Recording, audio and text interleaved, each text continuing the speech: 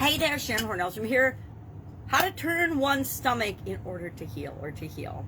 Welcome to day 1458 of What You Up To Now, documenting the journey as we transition from the brick and mortar corporate world of business to the online world of business and back and forth. So basically, all about businesses, online and offline.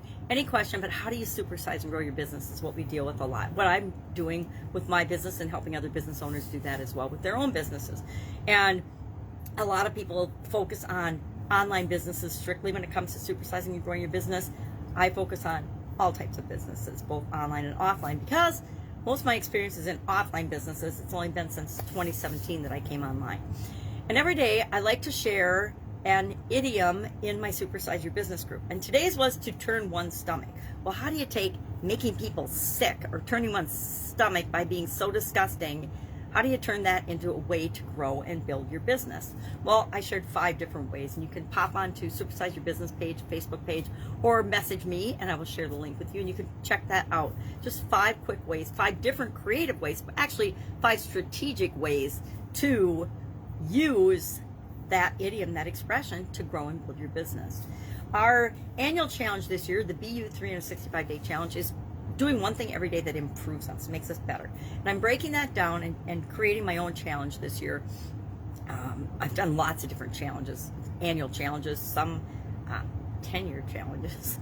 But this year's challenge, instead of following a little guidebook, I used to use, for the last 4 years, I've used a little journal book to get me comfortable doing a video every day and to get my voice awake every day, to start warming up my voice. Well, I'm not doing that this year. I'm doing an annual challenge of my own, and I'm creating the content every day as I do it. So it's a lot more than the 1 minute or so that the challenge used to be, and it's less impromptu. It's actually still pretty impromptu. I've mapped out the topics on a calendar. Okay, what am I going to talk about every day? Usually it's like one word. So for example, today's word was healing. Okay, well, what does healing have to do with? Of course, I clipped my pages shut already. What does and how does healing? What do we do with that? What does that mean? Well, that's a huge topic, right? I'm sure there's millions of pages on the internet about healing alone. How many books have been written about healing alone? Gazillion. So I just pulled 4 cards from different decks that dealt with healing, and I shared those. And then I also shared my super secret tip for how I got out of chronic pain and out of bed after being bedridden for 3 years, and what I did to actually turn that around for myself so that I could function and actually have a life, live a life. And I guarantee if I hadn't done that, I would not be here talking to you today, that's for sure. So we talked about healing and what does it mean? Well, a restoration of well-being, right? How do we get back to being well, not only physically, but again, we're going to talk about mental, emotional, spiritual, financial, relationships, contribution, communication, and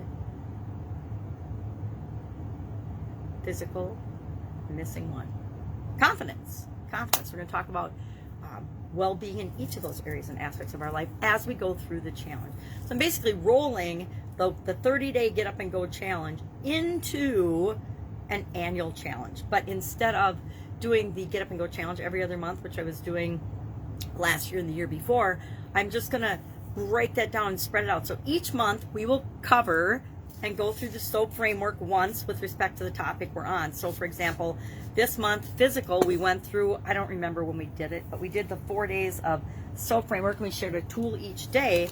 What's a different tool you can use to do each step of the framework? And we'll do that every month for the first 9 months of this year. And then October, November, December are yet to be determined. I'm not sure exactly how those are going to play out or what we're going to do. I've got several ideas, but I'm going to let the year unfold, and as I grow and improve and change and develop through the course of the first 9 months of the year, then I will know. I already know that I'll just know what to do, because that's how solutions come to me. I just trust that I will get an answer, and I always get an answer. And I don't have to have an answer till September 20th, September 29th, and September 30th even, and I'll be good, and we'll be good to go for October, November, and December.